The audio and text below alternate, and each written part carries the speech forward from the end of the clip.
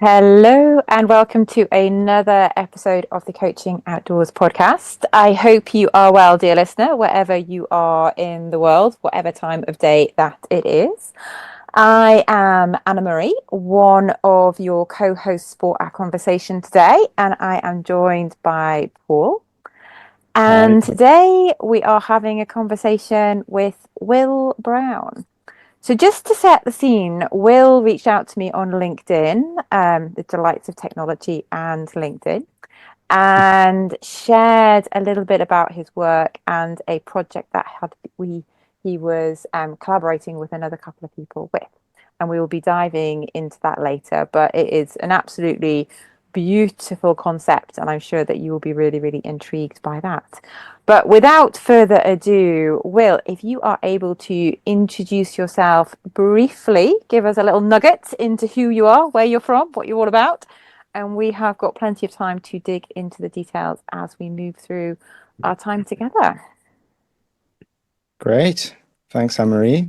And hello, everyone. My name's Will. I would describe myself as having an ecosystemic career. I do lots of different things, have done really ever since I graduated from uni. I do facilitation work, I do coaching work. I would describe myself as an amateur gardener. I certainly don't have a professional background in gardening, but have been gardening for a number of years. And as I'm sure we'll discuss, gardening has come to form a large part of my sense of what my work is in the world, especially the concept of cultivation. And so, yeah, I work with groups, I work with organizations, I work with individuals, and in many different contexts, but increasingly with the frame of cultivation and ecosystemic perspectives and metaphors. Wow, Will, it's great to have you on, and that's just such a lovely taster for our listeners and watchers to hear. And we're going to spend the next 45, 50 minutes diving into that, which is really great. And, ecosystemic career, I think that might well be a first for our podcast to hear someone describe themselves. I love that. And I think we can unpack that maybe. But, it's fantastic. Systemic thinking, cultivation, that word in itself is just a lovely word that, starts to bring up images and unpacking, the metaphors around that. And lovely, this is a first for us to have, this gardening connection coming through into coaching and facilitation. So really, really looking forward to getting into this conversation with you. So we're going to start, as always, Will. There is a huge tradition which Anna Marie and Alex started on the podcast with this first question. And it just kind of warms you into our podcast. There's two parts. What is your earliest memory of being outdoors? And the second part, why do you love nature so much? Great. Yeah, my earliest memory of being outdoors is probably actually my earliest memory, as it happens. It's a memory from when I was in not quite my first house, but my second house as a child. I probably would have been maybe 3 or 4 at the time, and it's a memory from the garden of that house. And there was a space at the back of the garden where there was a back fence, and immediately adjacent were a sort of row of trees, or a hedge, I suppose. And being 3 or 4, I was small enough to be able to sort of climb into that little space, and it was a space that no adult could fit in. And it's not a very sharp memory, but I just remember being in that place and feeling like it was a really magical space for me, and a special space as a child. And I think, the secret garden often comes to mind when I think of this. There's this sort of childlike wonder, I think, about gardens that I try to tap into still in my work. And to answer the second question, what is it that I love about nature, or why do I love nature? Could you say it again? Yeah, no, of course. Why do you love nature so much?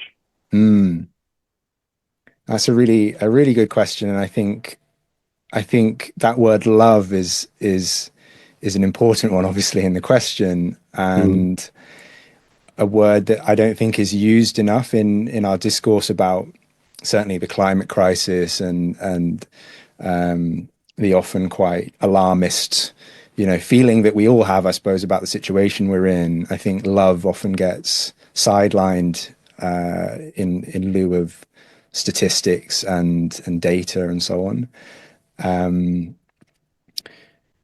But I think it's so important for us to feel that we do love nature, and that we're working from a place of love in our relationship with the natural world. For me, what I love about nature is that it is what we are, that it's somehow it's part of our being, and I think being in nature is something that nourishes us all deeply. At a fundamental level, it's where we come from, it's what we are, and the more we kind of work with nature. The word nature in itself is an interesting one as well, because also there's lots of interesting questions about, does the word itself separate us from the rest of the sort of biosphere? It's a human distinction to say that there is nature sort of out there and that we're something different. So that's also a question that trips me up.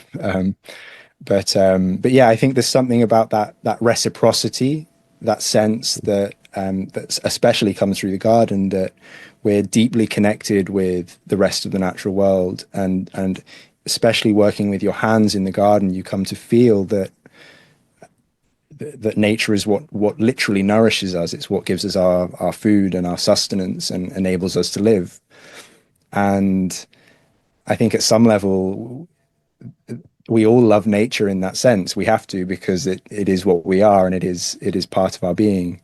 Maybe quite a philosophical take on the question, but there we go. Oh, love a bit of philosophy on a Monday afternoon, which we are recording at the end of March on a Monday. So no, bring it in, and bringing that L word into, the professional sphere and the workplace as well. Ooh, it's interesting what some people's take can be on that, Mm. and just reflecting on my journey and my values. Love is one of my core values. It's right up there. Loving myself, loving my work, loving the world, and that is underpins for me the ability to have courage, which is another one of my values, and to connect with others, and to have that inherent curiosity. So for me, it is very kind of, it's that individual within the system, and it ripples across. But love is firmly there, and I'm so fortunate to love what I do. I love doing this podcast. I love speaking to guests, and the curiosity, finding out, building connections. The community that we've built through this podcast is absolutely phenomenal, and it's growing day on day. So yeah, the L words. So coming back into your work and looking back over the path of your life, what has shaped you to where you are now? Yeah, so I originally studied literature at university. You can probably see the many books still in my room here. So I didn't always love reading, actually. Often literature students, would say, I've always loved reading. I kind of came to reading probably in my teens. I discovered the novels of Kurt Vonnegut when I was maybe 14, and just read all 14 of them, or however many there are. And that eventually led me to study literature at university as an undergraduate. And I think I have always been very interested in words and language and communication and narrative and metaphors. Sort of just my inclination intellectually is towards that way of looking at the world, I suppose, in contrast to sort of science and the hard sciences, for instance. So yeah, literature. I spent 3 years reading at university, so really sort of broadened my perspective on the world through literature and philosophy as well. after university, I worked for a time for architectural heritage charities, the Landmark Trust and the Church's Conservation Trust, two organizations which I still love and think are very interesting. The work I was doing, though, was heavily office based, and it was sort of managing social media, working on communications, that kind of thing. Which after 2 years, I was living in London at the time, I kind of sort of reached the end of my tether with that way of working, basically, of sitting in an office 9 to 5. And I was probably 22 at the time, sort of in my early 20s, and really started to feel that I was disconnected from a deeper way of being in the world. And so, yeah, I just sort of threw my life up in the air when I was it was in 2019. And I went to Italy to help organize the Global Eco Village Network's annual conference that they run.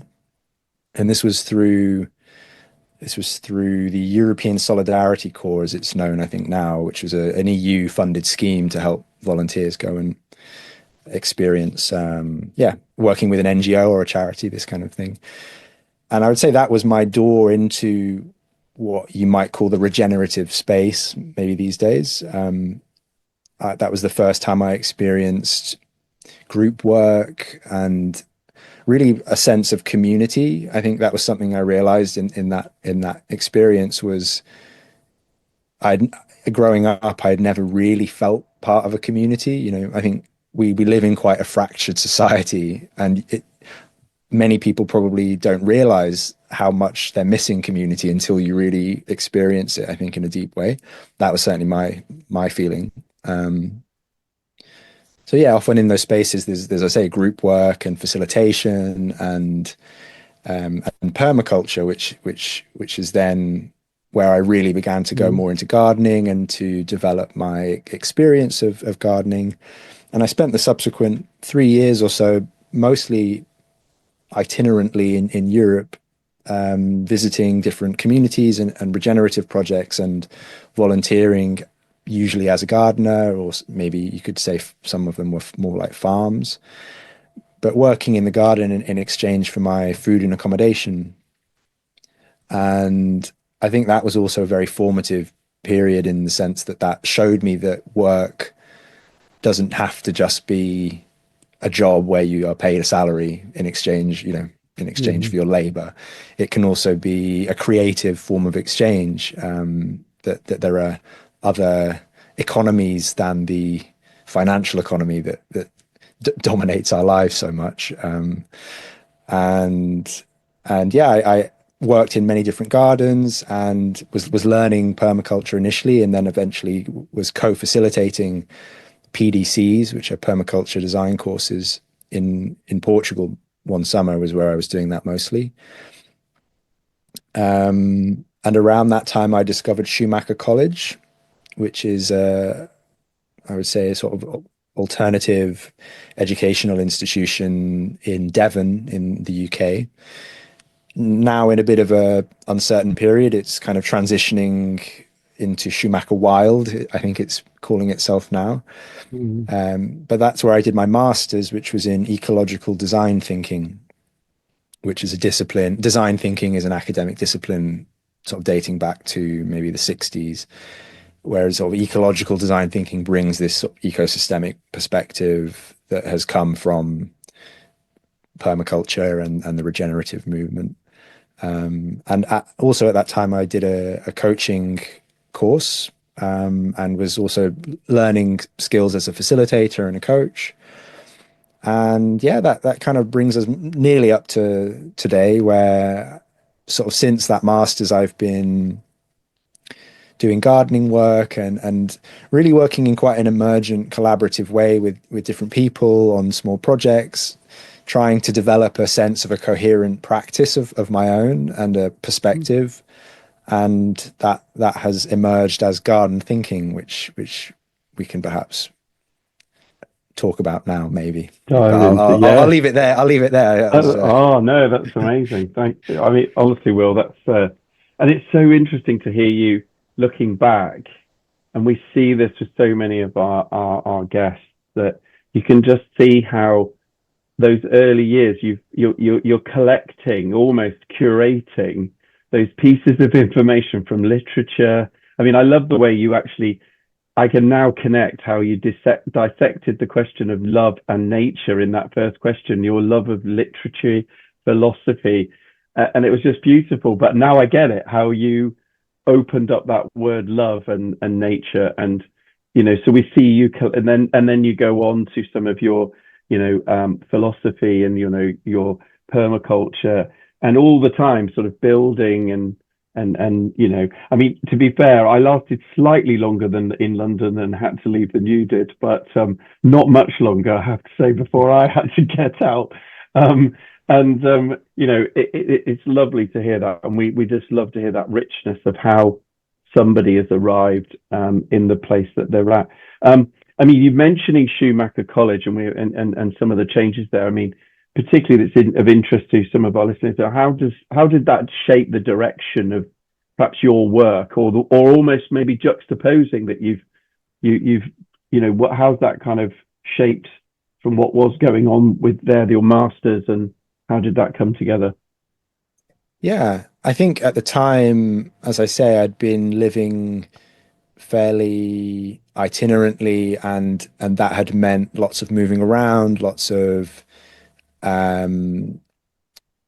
yeah, I suppose it was quite a disordered existence in a very Okay. generative way at the time. It was expansive, this traveling and this meeting many people and places and things. But I think I'm a bit of an academic at heart, and after that period I was perhaps craving a bit more structured and perhaps rigorous study that I'd been missing Sure. since I was originally at university. Mm. And so I suppose what drew me to Schumacher was wanting to come back to academia and to have a container for the inquiry that was emerging for me around what it means to live regeneratively and in community and these kinds of questions. But as an undergraduate, I was at the University of Oxford, which is obviously a very traditional, probably the most traditional academic institution there is. And I loved that in many ways, but also was deeply frustrated by the mainstream education system, coming out of the end of that degree at Oxford. I really think that education is just not fit for purpose in so many ways. Our school system and our university system is sort of deeply broken and Mm. misses so much of the picture of what learning actually is and can be.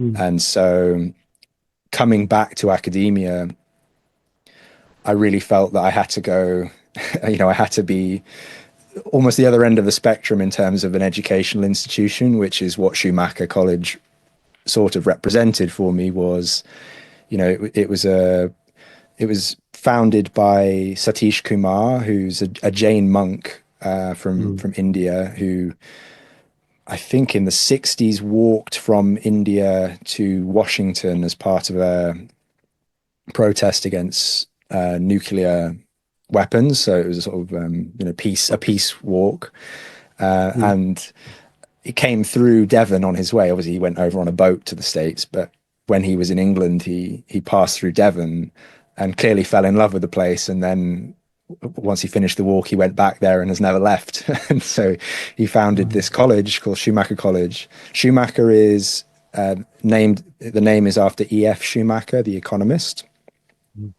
who wrote Small is Beautiful, which is a book I would really recommend to anyone. Mm-hmm. And yeah, the ethos of the college is that learning should involve the head, the heart, and the hands. It's very much about place-based learning and learning in community. And yeah, it's evolved a lot since it was founded, but offered recently until this transition that it's going through. It offered a master's in ecological design thinking, which is what I did. There was one on regenerative economics. There were courses on mythopoetics, and movement, mind, and ecology was another course at the time. So a real plethora of very interesting progressive courses, drawing a very interesting and diverse group of people, from your hippie-ish types through to your, consultants and all sorts of people coming together in this space. And yeah, I think it really allowed me to deepen that inquiry that I was speaking to, in terms of particularly how can we as a species reconcile ourselves and our relationship with the natural world. Again, it's another huge kind of feeling of disconnection, I think, that many of us share, that as a species we're destroying the planet, and so how do we orient ourselves in this context? And I think through permaculture, which is a design philosophy, it's a way. So for some background about permaculture, it was a approach to designing food systems that came out of Australia, again in the 60s, I think, originally. It's a condensed word from permanent agriculture.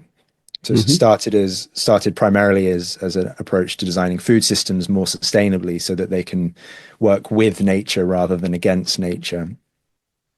And yeah, I suppose it's fundamentally about design.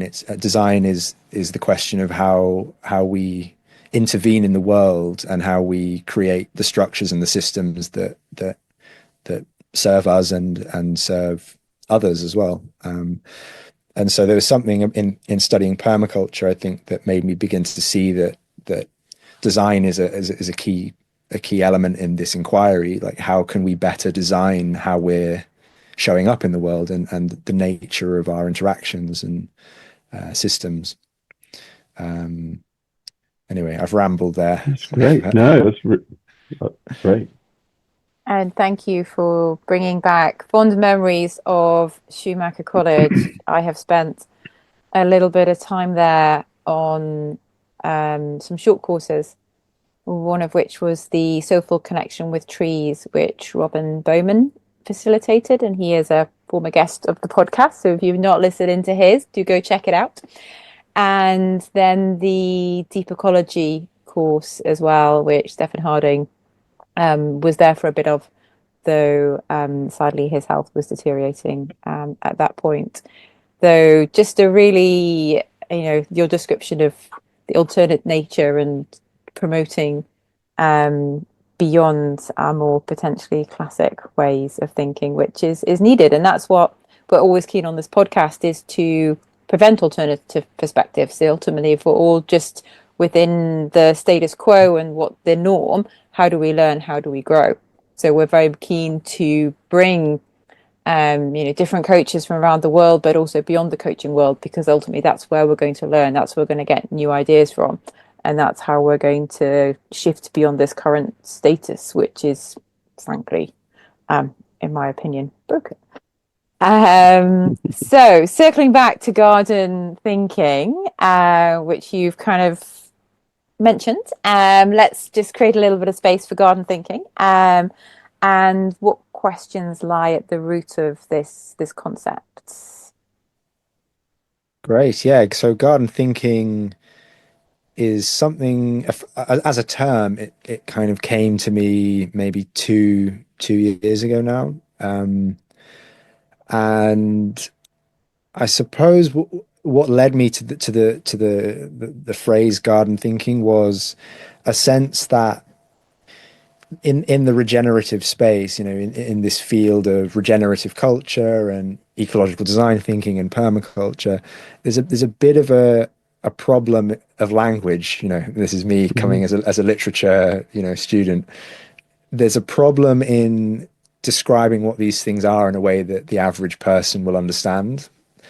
And it's one of the areas I see that people come up against this in the space, that it's often, prohibitively kind of complex in terms of the jargon. And I think jargon is a problem in many spaces, and in this space as much as in a regular office or a discipline. So I suppose I'm interested in how can we bring people into the work that needs to be done to change our relationship with the natural world. And for me, that's the garden. Gardening and gardens are almost a universal reference point. If you look at any culture in the world, there's some kind of gardening usually going on. Pretty much everyone has been in a garden, knows what a garden is, and feels good about gardens. Gardens are spaces that are safe and beautiful, and often carry a kind of nostalgia, as I was describing before. They're sensory spaces, they're embodied spaces. So that was kind of what brought me to this way of conceiving of my work, was to use the garden as a frame, because it feels like a space that can bring people in from very different walks of life, and also is grounded in a sense of doing practical work. And it's not just theoretical. It's not kind of very academic necessarily. It can be, but it doesn't have to be. It can be very simple. It can be people coming together and putting their hands in the soil. It's as easy as that, basically. And at the same time, it's a space in which we can find metaphors and ways of connecting with the natural world that run very deeply in our psyche as a species. When you think of the many hundreds of thousands of years as a species that we began to learn to interact with our environments and our ecosystems, there's something about that connection with the natural world that, as I spoke to before, runs very deeply. And as a way of accessing that and tapping into that, the garden represents a very convenient container for that. Rather than people having to go, for instance, on an offsite as a team into the wilderness, 100 miles away from a city, they could go into a garden, which is probably around the corner from their office. And this was also something I was noticing, is that in this discourse about nature, and this is also what I was speaking to in terms of the word nature itself in our language, there's this sense, again, of a separation that perhaps is implicit and not always conscious or intentional, and it's a perspective that we've inherited in particular from the Romantics, in the 19th century, your Wordsworths and your Keats and Shelleys and so on.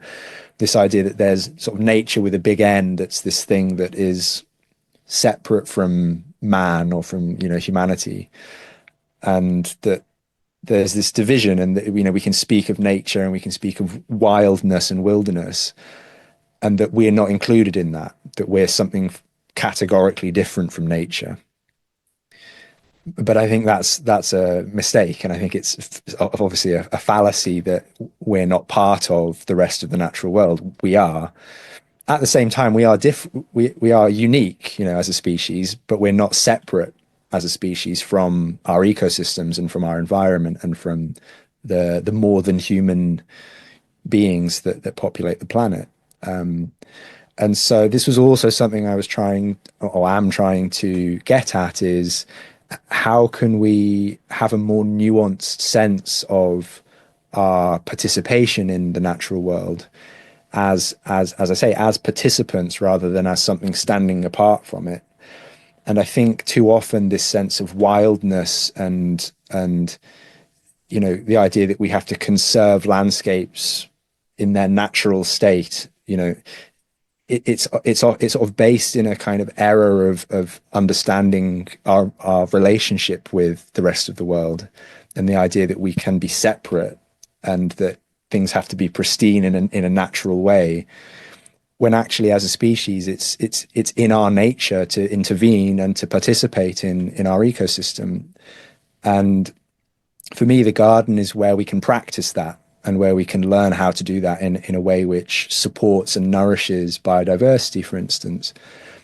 meeting our own needs while also creating space for other species and tending to other species and caring for plants.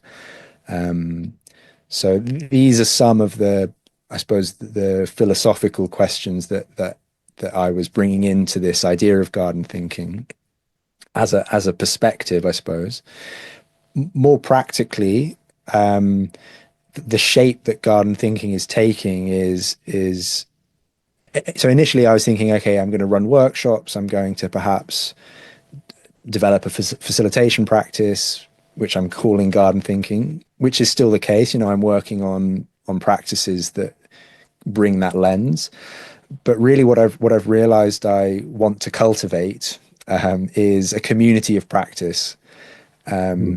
What I found nourishes me most deeply in working is working with other people in collaboration.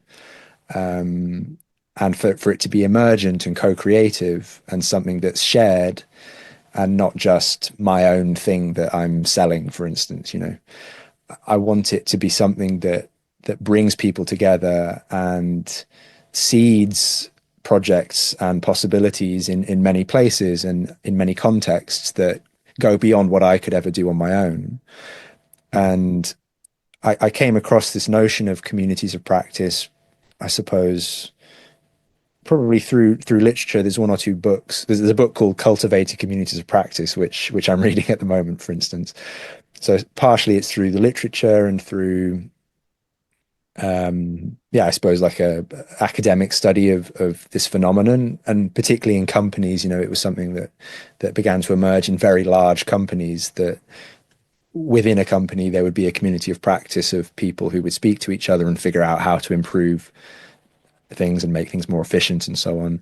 But I suppose more broadly, there's a kind of tradition of communities of inquiry and practice, for instance, from anarchism or from the what was the movement, the Occupy Wall Street movement, for instance, bringing this sense of autonomous collective organizing that is distributive in its structure and sort of non-hierarchical and fundamentally about supporting other people rather than necessarily trying to profit or make a business model, for instance. And so I suppose I'm also trying to tap into that way of thinking about the work that needs to happen in society at the moment as well. And so it's very early stage. It's a case of me having lots of discussions with different practitioners and people from different contexts, all who share some kind of interest in the garden as a space and a site for these sorts of questions that I've spoken to about how we can cultivate different ways of being together and being in relationship with nature. Gosh, Will, I could listen to you for hours. It was fantastic. And I mean, look, let's just start there at the end. I mean, if anybody wants to very much get involved, I mean, if you pop along, I know, Will, to your LinkedIn site, and I've already seen there are collaborators messaging you, and it looks like very exciting. You were getting some really, really lovely responses. But listeners, watchers, if listening to Will here today, you are excited and energized and full of interesting, imaginative, creative thoughts, and you would like to collaborate with Will, I'm sure Will would be happy to hear from you, and building up that community of practice. And I think, Will, some of this work around, I love, what you're saying, separation. I hadn't really, the romantics brought in this, as you rightly say, through this theory of nature with this massive N, and any of you who are art lovers, as I've, they painted extensively in the romantics around the wilderness and how we're removed, and we are very much part of it, as you say, Will. We have a garden, if you think about it, from Japan to all parts of South America. There is some form. I can see where where that concept really lands. There is some form of cultivation from the Middle East to the Moors, where where they would have a fountain in the middle and the cooling nature of even to across to sort of, India and so on. And it's all of those it's a great concept. And there's something else that keeps coming up as well. I wanted to is hands. You've mentioned it 3 times in this podcast. It's really kind of landed with me, and I think it's something in there. I mean, Schumacher, I think, you were saying head, heart, and hands. The hands in the soil you mentioned, and there was the point around that whole kind of. It feels like it's with permission. It almost feels like what your coming garden thinking is. Whilst I work outdoors and I coach, it's almost you're giving people permission to put your hands in and get involved. So there's this head, heart, and hands. I really love that. There's something really nice. I'd love to hear what listeners think about that. But this connection, this hands, it's okay to tender this or dig this or water this. There's something really, really, I love it. I think there's something really quite magical about where you're going with that. And I think there's, that with permission to connect is really important.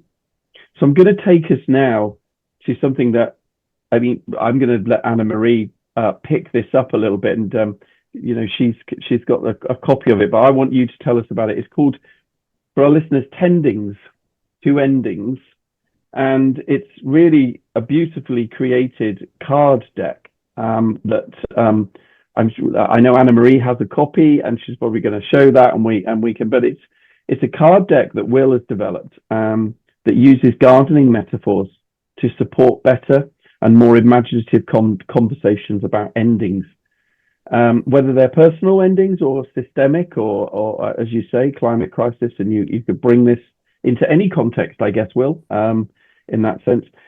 So I can't do this justice. I'm sure you can do it a lot better, Will. Please describe. I mean, how do you do this emerge, and indeed, sort of how do people get them and kind of support and their coaching practice with these? What's the concept of the idea? Yeah, so it's tending to endings, and they're a deck of 12 cards, 12 metaphors from the garden that represent endings. So some examples, I won't list them all, but you've got composting, pruning, deadheading, farrowing, I think. Fallowing is another one. Yeah. And the project is a collaborative one. So I have 2 collaborators, Ali Kingston and Heather Knight, who I met separately but happened to know each other already. So that was a coincidence. But so it emerged after I participated in a huddle, which is there's an organization called Huddle Craft, and they help facilitate peer-to-peer learning inquiries. That's their kind of specialism. And I took part in a huddle with Ali. Ali was running this huddle, and it was about death and the collective imagination. It was funded by the Joseph Rowntree Foundation. We're helping fund this series of huddles, and it was also with the participation of the Collective Imagination Practice Community, which is an initiative from the JRF, the Joseph Rowntree Foundation.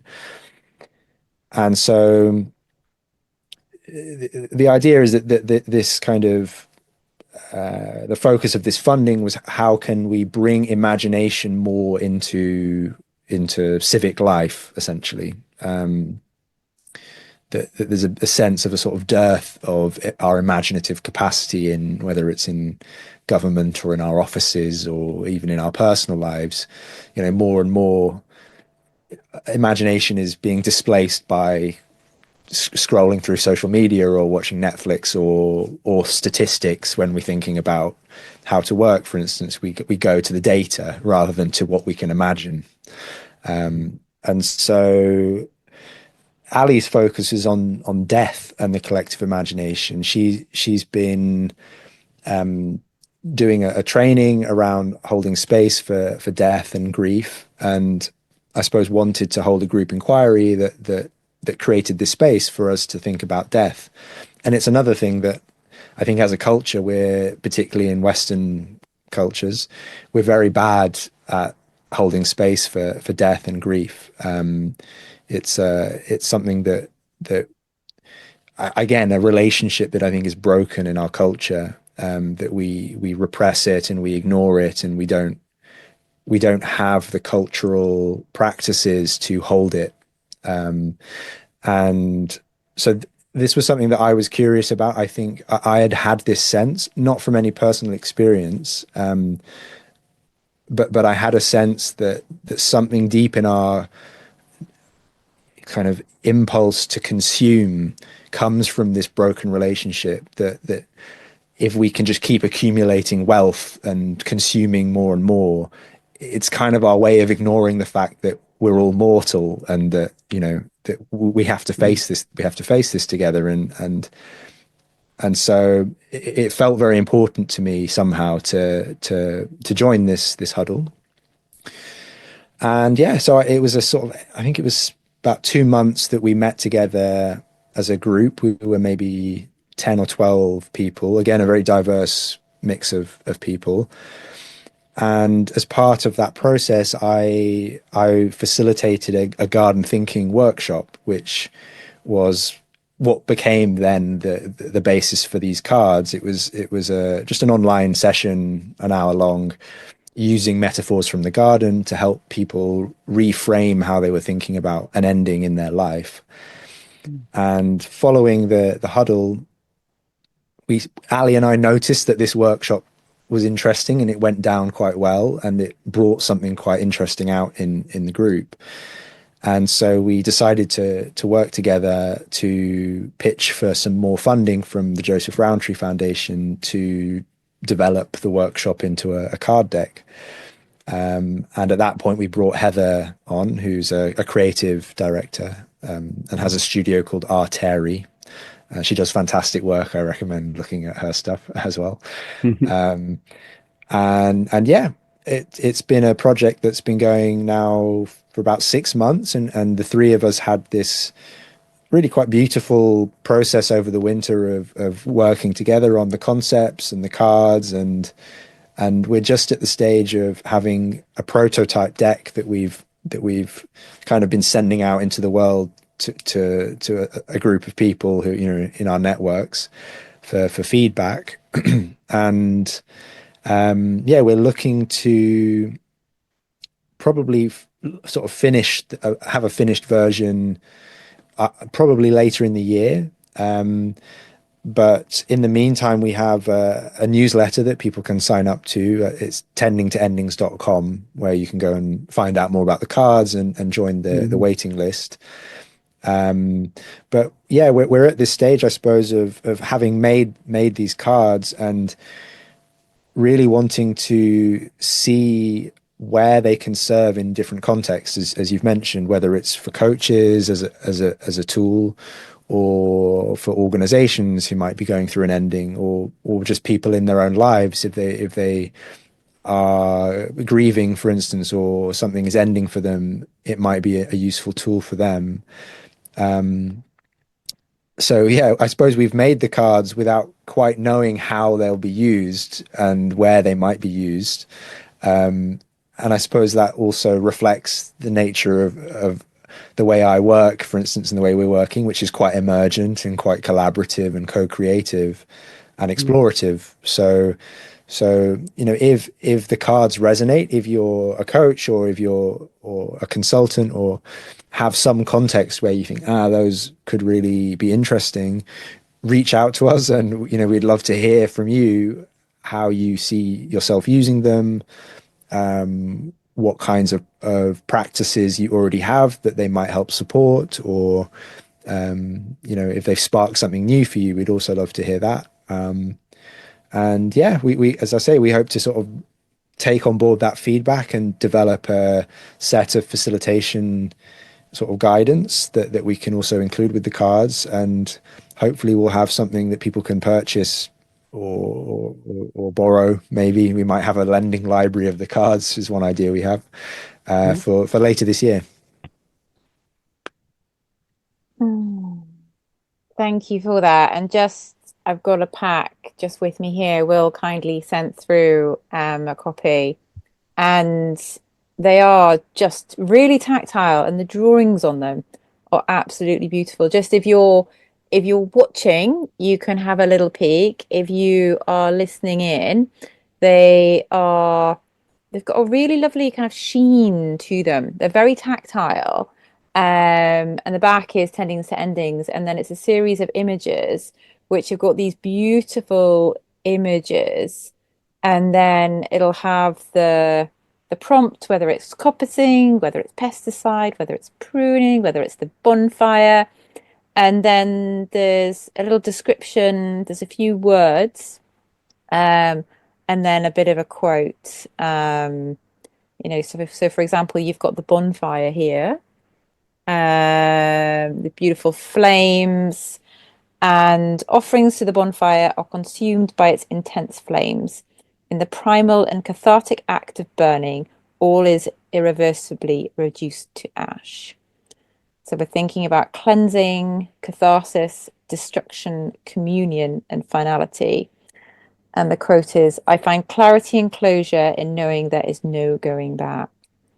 And just for me, Will, thank you so much for sending through a copy. Being particularly at this moment in time, I've been sitting with a lot of grief. I've lost a couple of people within my network, one by suicide and one by in their elderly years, and the end of a relationship. So there's been a lot of grief, and I went to a grief tending circle actually in Frome as part of the Kindness Festival last week, which was coming together to sit with grief and to talk through the emotions of whether it's anger, emptiness, fear, and grief was and use different cards and natural objects was a really profound space to be held. And I've had some interesting conversations on LinkedIn, having posting about it, and bringing grief into the conversation and death. So thank you for bringing that in, and just also to say, so I'm currently in Bristol staying with a friend for a couple of days, and she's a doctor, and she is going through a process of restructure which has been going on for months and has been really very turbulent and uncertain. And I showed her these cards, and she was really struck by them and spent quite a lot of time this afternoon just sitting with them, and was asking if she could get a copy of the cards. So just as a bit of feedback, just a natural conversation I was having with individuals within my network, the feedback was extremely positive, and if we could get another set of cards to help with the transition, that would be really, really kind. So yeah, items like this and bringing the creativity and the beauty and having that tactile nature to it definitely brings something into the coaching conversation. And I know that some of our listeners use decks of cards in different ways, and it is all part of the coaching experience and the conversation. Um, so just moving on, and you talk very much about this ecosystemic way of working and the emergent, and the ways with words is another part of your work, and just giving you space just to talk into that and how it complements your work, what does it bring to your community, and just learning a little bit more about that. Yeah. So ways with words, I suppose, is the more wordy side of my work, which stems from my love of literature and language and communication and writing. It's where I think I have a certain natural inclination and I would hope skill around using words and helping people to shape their use of language in a way that serves their vision and their growth also. I think language is something that helps us find our way. It's something that's alive and dynamic and generative.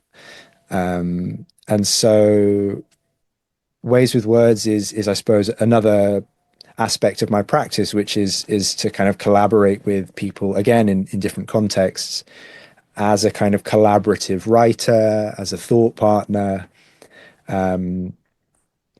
I've helped academics, for instance, with some of their work, and writing in a way perhaps that is a bit less jargony and a bit more accessible to a wider audience. That's sort of one example. I've helped facilitate group discussions and inquiries. I've helped people develop how they're speaking about what they do. I think it's something that is difficult often, especially as a coach or as someone whose work involves perhaps intangible outcomes often, which coaching I think often does. Often it's about how we feel and about our relationships in a way that is hard to grasp exactly what it is. I can help I can help people think that through and find the language that serves that vision and that way of working that's unique to them, I suppose. And that comes through conversation. And I think this is something else that I'm becoming interested in is how language itself is always a form of conversation. And I think conversation as a concept, we can expand that out to include gardening. I think gardening is a kind of conversation with plants and with a landscape or with the soil. And so, writing doesn't have to just be someone sitting in a room on their own with a pen and paper. Writing is a process which happens through conversation. Like when we have a conversation, we're writing each other's perceptions in each other's brains somehow. Experience is writing that happens to us. We're being written through our experiences.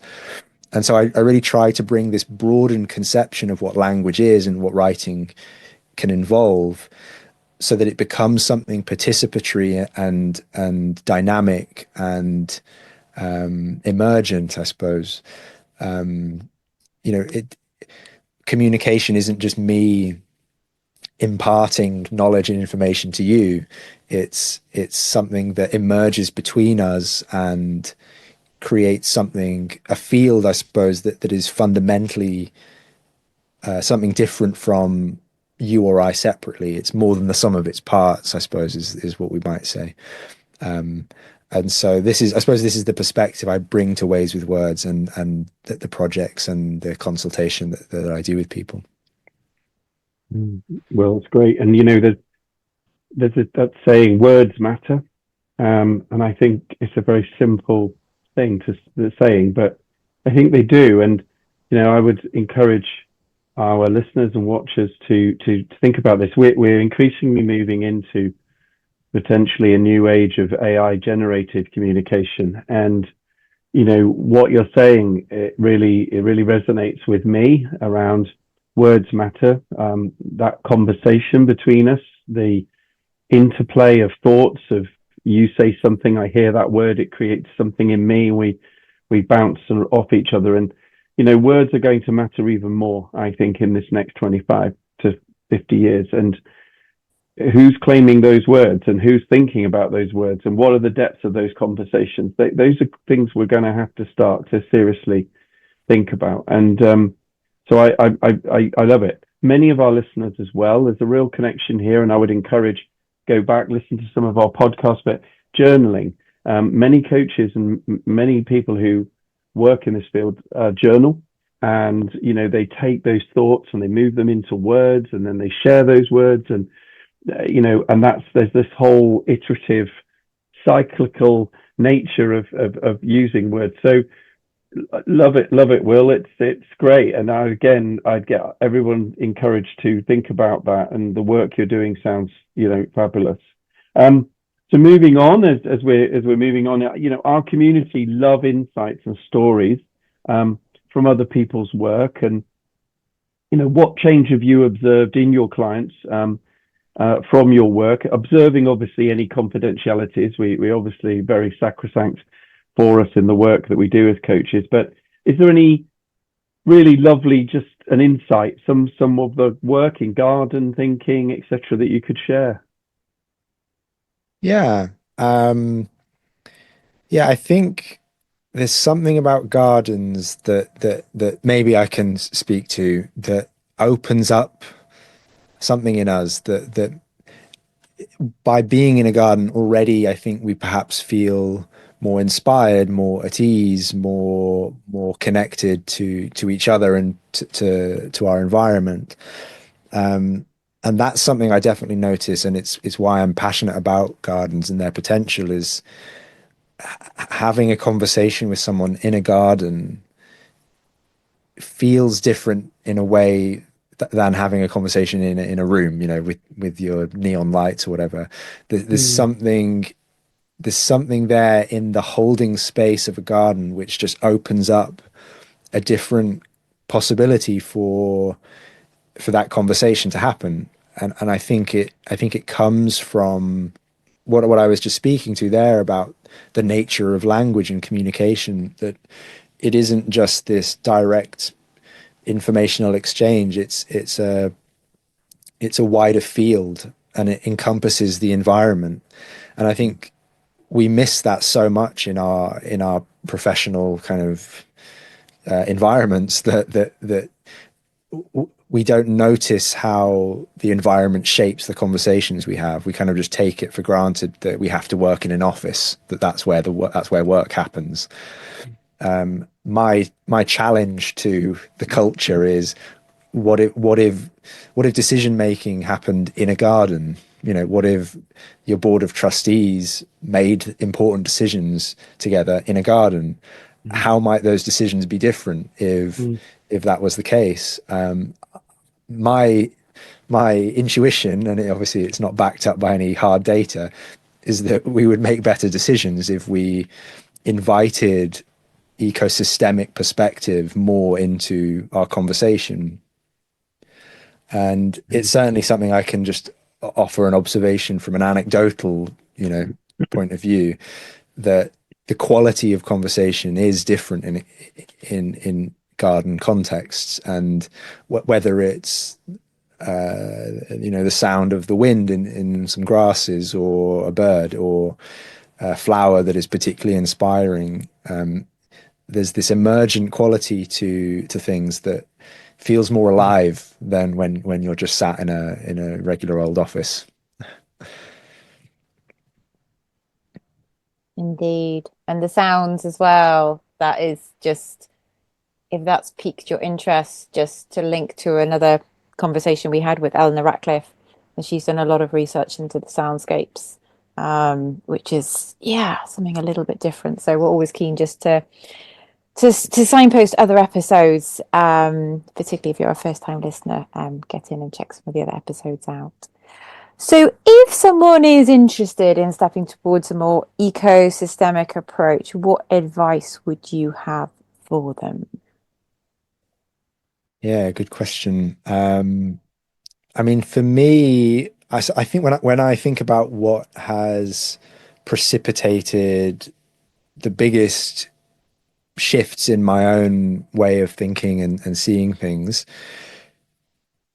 one is the people around you, the people that you're in conversation with. Find a community of people, ideally that you can be with in person, but also online, who are doing the work, and who are asking the questions that feel important to you, and share that inquiry with others. Don't just sit on your own trying to solve this. Is what I've learned, is that it helps so much to have other people to support you, and to mirror back to you where you are. And I mean, this is obviously the fundamental principle of coaching, is that's a useful dynamic to have, that support of others. And a community for me is such a big part of that. So that would be the first thing. I think the second thing, and this is just my own feeling and experience myself, is that I was very much in my head, as I think I mentioned, really up into my 20s. I'd been very rational and very, quite intellectual, just in my way of seeing the world and participating in the world.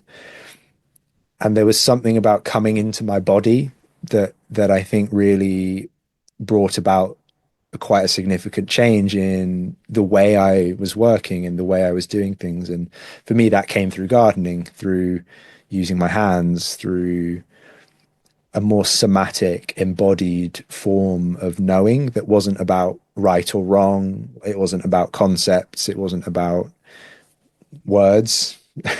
As important as words are, there are other ways of knowing. And I think that realization comes most strongly through your hands, through doing things, and through the senses. And for me, I think that was an important way of kind of balancing myself out, sort of tempering my tendency for intellectualism with a more embodied, and yeah, a kind of unknowing. I think there's something there about unlearning and not knowing that also comes through the body, which I think is important. So get into your body, go outside, as I'm sure the podcast would recommend, go outdoors and do something with your hands. Indeed. And it I had an interesting, this sums it up, to be fair, Will. I was only talking to somebody only last week, and they received on around 60 phone calls a day. These are genuine inquiries, very, very busy, 60 phone calls on his mobile a day. And he went to a field that he owns. He was trying to clear the field of sticks that had come down through the winter before he could maybe take a first cut. And they didn't want them to get into the baler. And he spent 2 hours collecting sticks, putting them in a bucket and bringing them to one place ready for a bonfire. It's singularly the most comforting 2 hours that he has had in probably, he said, several years. And I think for me, it's so stuck with me, that story this week, that 60 phone calls a day, and then he picks up sticks in a field, and it's just the best thing ever. And I think it just sums up, that point that you were saying, that sometimes just getting that connection is so important. And I'm sure many of our listeners would agree. So we're moving towards the end, Will, and but what events would you recommend to our listeners that perhaps might be going on in the UK in 2025, where perhaps people are interested in garden thinking, permaculture, but connecting some of this areas that we've been discussing today? Is there anything they could get along to, a community, an event? Yeah, well, this is something I posted on LinkedIn the other day that I thought I might start doing, is curating events that I've seen that seem interesting to me and resonate with these sorts of perspectives. So I'm going to start maybe sending an events email at my newsletter, which is if you go to gardenthinking.net and sign up to the mailing list, that'll be a good way to follow any events that feel resonant in this space. The one that I'm really excited about, which I don't think we can yet get tickets for, but the British Library is curating an exhibition called Unearthed. And that's going to be, that's bringing the two passions I have together of literature and gardening. And it's going to be an exploration of gardens and gardening in literature throughout history. So I think that'll be very interesting, just for me, but I'm sure for everyone. If you're interested in gardens, that'll be great. And that'll be in London. I think it was starting in May, but we would have to check. Okay. Thank you. And the question definitely came from when I spied your LinkedIn post, and very much Paul and myself are a firm advocate of face-to-face, like where possible. Clearly our Henley event in June is all about bringing the community together to connect, to collaborate.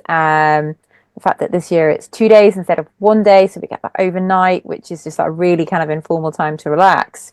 And I was really intrigued when I saw that post and was like, actually, yes, how can people find out about more interesting things that are happening? Because often there's so much going on, it can be quite overwhelming. So for you to kind of curate that, so if this does kind of pique your interest, do sign up. I will definitely be popping my name on the mailing list. And resources. What resources would you recommend? I know you've mentioned a couple as we've kind of moved through, and we'll make sure that they're very much linked with on your episode page. But any other books, podcasts, individuals who you feel are worth a mention? Yes. Now, what can I recommend? So, in the language side of things, I would really recommend a book called The Spell of the Sensuous by David Abrams. And that's a book which explores how language is, as I say, alive. You know, it's something which is it allows us to participate in the more than human as well as the human. And for me, that was a really, again, really rigorous treatment of this subject in a way which is also clear and inspiring. So I really recommend that book. Other books I would recommend, there's The Well Gardened Mind by Sue Stuart Smith, which is, Sue is I think a psychotherapist is her sort of discipline, who has worked a lot with gardens and is married to Tom Stuart Smith, who's a famous garden designer here in the UK. And they have a project which is called Surge Hill. I think it's just sort of in northwest of London, where they also run events. So that perhaps is another event recommendation, is to look at Surge Hill. But yeah, that book is excellent. Another one I would recommend is The Dawn of Everything by David Graeber and David Wengrow. I'm not quite sure how you pronounce that. That book takes a very long look at the history of, again, our conception of our relationship with nature, and how, in particular, a lot of our Enlightenment ideas and thinking, you know, we tend to think that the Enlightenment happened in Europe, and that it's a sort of, you know, European thing, whereas what they explore is how many of those ideas about liberty and equality and so on, in fact, came from interactions that early colonizers had with the Americas and with the tribes over in particularly North America. And you know, there were these discussions that people had with you know, the tribes, and began to see that actually, oh, we can have rational discussion as a group, and that the chief doesn't have to have all the wealth, for instance.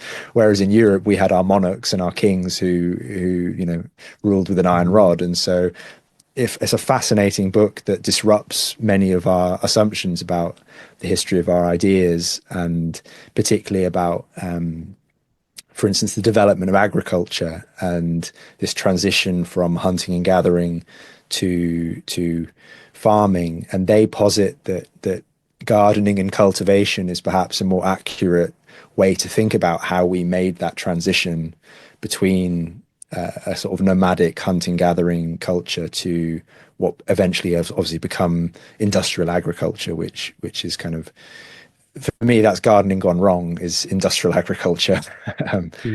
And so it's a very fascinating kind of history of ideas book, which was very formative for me to read.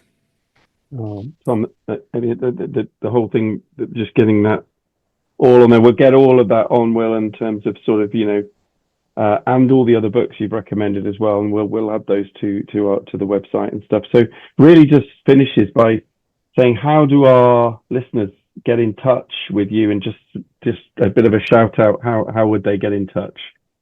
Sure. Yeah, I'm quite active on LinkedIn, so that's a good place if you want to sort of see what I'm up to. I'm posting there fairly regularly, or just, you know, drop me a DM on LinkedIn if that's where you hang out. My email is will@workwithwill.net. If you want to get in touch more directly, I'm on the end of that email. And as I say, I have my mailing list of gardenthinking.net, where you can sign up for my emails as well. Perfect. Thank you so much, Will. And listeners, get in touch with Will. What questions do you have for him? What particularly resonated with you, and what do you want to find out more about? It is all about continuing the conversation. It's all about connection. It's all about collaboration. It's all about being a part of community and learning and co-creating with each other.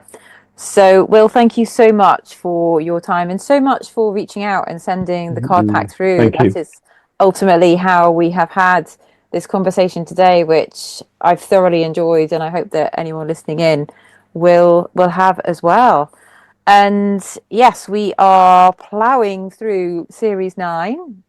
Each series is just an absolute delight to curate and discover different individuals who are doing their thing around the world and inviting them on to showcase their work and the ideas that get planted, and then how you as listeners take that forward and let it influence your practice. So yeah, it is all a part of the bigger, wider system. So if you are a first-time listener, welcome. There is a lot to go back and explore. Do let us know what you enjoyed, or do let us know who you'd like to have on. Who have we not had a conversation with yet? And I know that there's loads more conversations to be had. And we've been going for 4 years, and let's see what the next 4 years plus brings. Clearly, we cannot have a podcast without a little mention of our Coaching Outdoors live event at Henley Business School, which is our flagship event each year. All about bringing people together, and the facilitators that we have on board is absolutely phenomenal. It literally is a once in a lifetime opportunity. These groups of individuals are not going to be coming together again in this format doing the workshops that they have, and we are looking through all the titles at the moment, and tickets are on sale, so do please check that out and see what you're doing around solstice. So it's purposely placed around solstice as well as a bit of a celebration. But other than that, thank you for taking the time to listen in. Enjoy the rest of your day wherever you are on this beautiful planet, and look forward to seeing you again on another podcast episode soon. Take care. So if you enjoyed what you've heard, like it, share across your network, and subscribe to our YouTube channel and LinkedIn community page, the Coaching Outdoor Podcast. Thanks so much in advance for your support.